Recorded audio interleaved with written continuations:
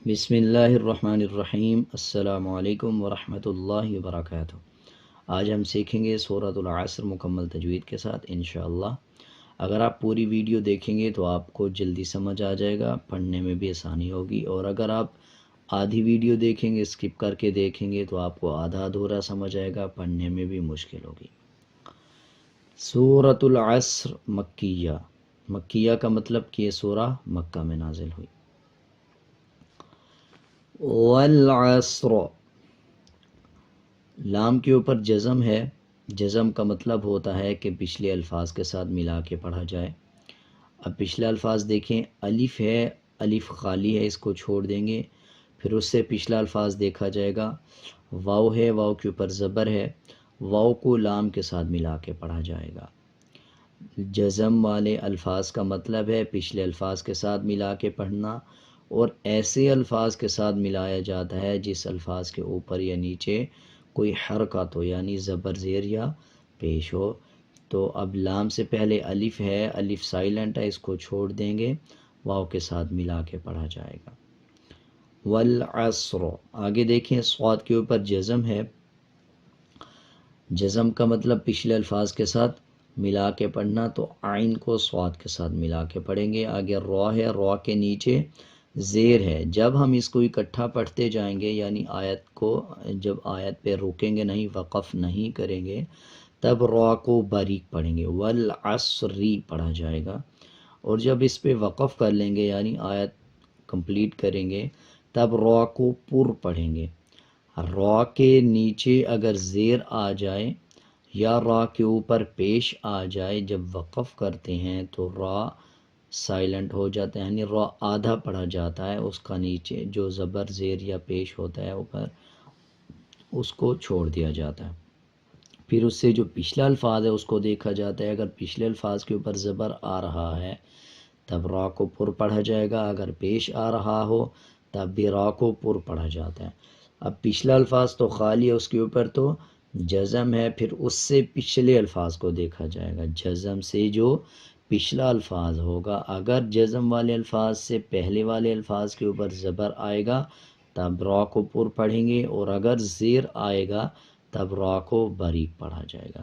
اب پچھلے الفاظ کے اوپر زبر ہے تو را کو پر پڑھیں گے وقف کرتے ہوئے، یعنی موٹا پڑھیں گے۔ والعصر، امید ہے آپ کو اچھا سمجھ آ گیا ہوگا۔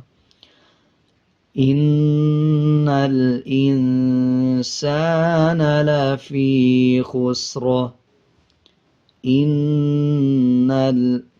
نون کے اوپر شد ہے۔ شد کا مطلب ہے جب نون اور میم کے اوپر شد آ رہا ہو تو غنہ کیا جائے، اور غننے کی آواز ناک سے آتی ہے۔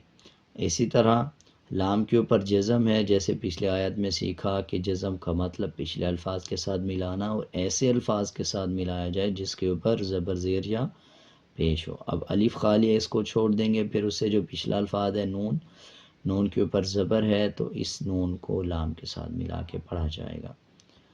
آگے دیکھیں، یہ الف ہے، لام کے بعد الف کے نیچے زیر ہے۔ جب الف کے اوپر یا نیچے کچھ آ جائے تو الف حمزہ بن جاتا ہے، یعنی حمزہ میں بدل جاتا ہے۔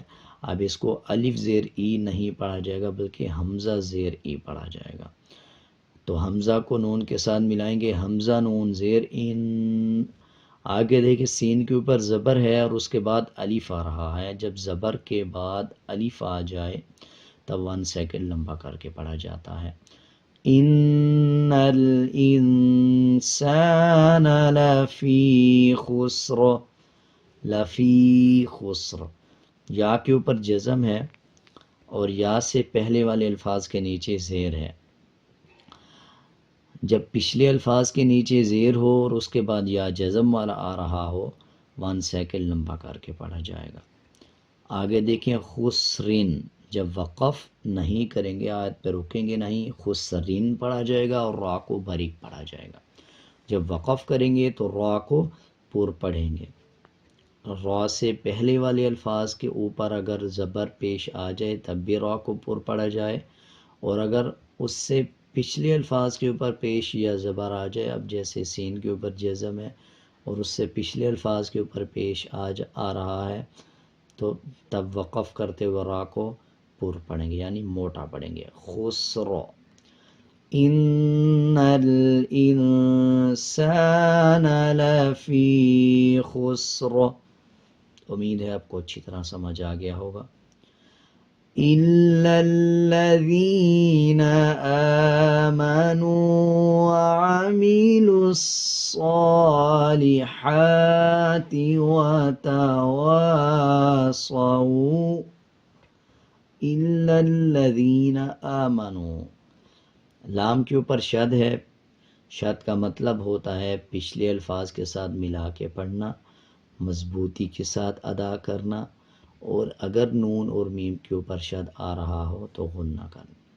اب لام کے اوپر شد ہے، پچھلے الفاظ کے ساتھ ملائیں گے اور مضبوطی کے ساتھ ادا بھی کریں گے، حمزہ لام زیر ال۔ آگے دیکھیں، اسلام کے اوپر شد ہے، شد کا مطلب پچھلے الفاظ کے ساتھ ملانا، اور ایسے الفاظ کے ساتھ ملا کے پڑھا جاتا ہے جس الفاظ کے اوپر یا نیچے زبر زیر یا پیش ہو۔ لام سے پہلے الف ہے، اس کو سائلنٹ کر دیں گے، اس کے بعد پھر الف ہے، اس کو سائلنٹ کر دیں گے، اس کے بعد لام ہے اور لام کے اوپر زبر ہے۔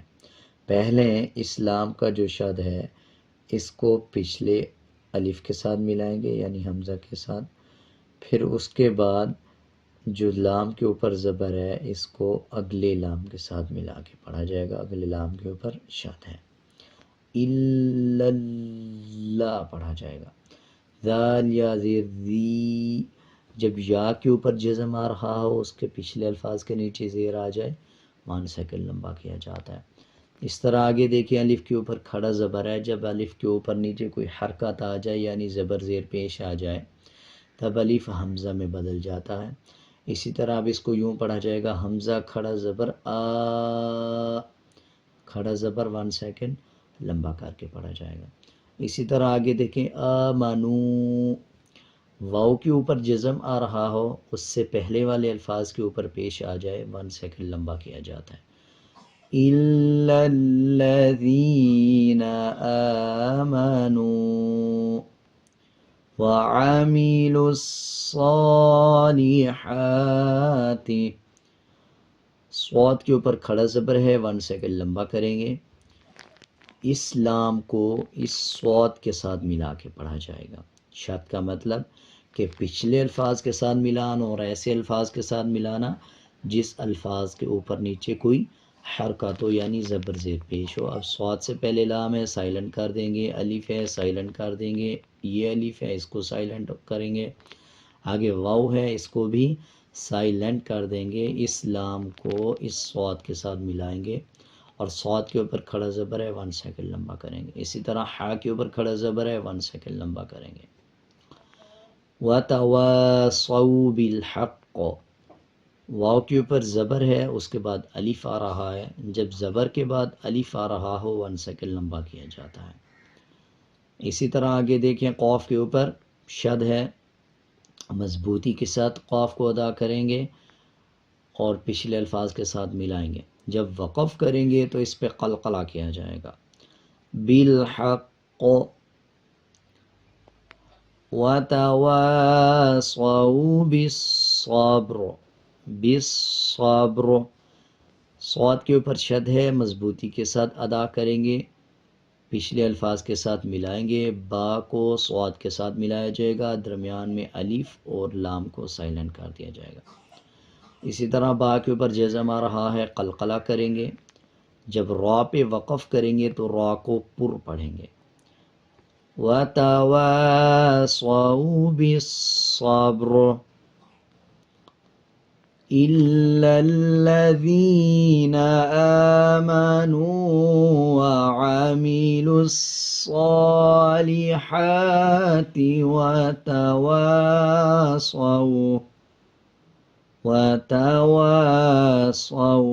بِالْحَقِّ وَتَوَاصَوْا بِالصَّبْرِ۔ اب ایک بار پوری سورت پڑھتے ہیں، آپ میرے ساتھ ساتھ رپیٹ کرتے جائیں۔ وَالْعَصْرِ إِنَّ الْإِنسَانَ لَفِي خُسْرٍ إلا الذين آمنوا وعملوا الصالحات وتواصوا بالحق وتواصوا بالصبر۔ امید ہے آپ کو سورۃ العصر اچھی طرح سمجھ آ گئی ہوگی۔ اگر آپ کو کسی الفاظ کی سمجھ نہیں آئی یا آپ کچھ پوچھنا چاہتے ہیں تو آپ کمنٹ سیکشن میں پوچھ سکتے ہیں۔ اگر آپ کو میرا یہ طریقہ سمجھانے کا اچھا لگا یا اچھا نہیں لگا، آپ کچھ اپنی طرف سے رائے دینا چاہتے ہیں تو آپ کمنٹ سیکشن میں ضرور بتائیں۔ آج کے لیے اتنا ہی، ملتے ہیں ایک نئے سبق کے ساتھ۔ اللہ حافظ۔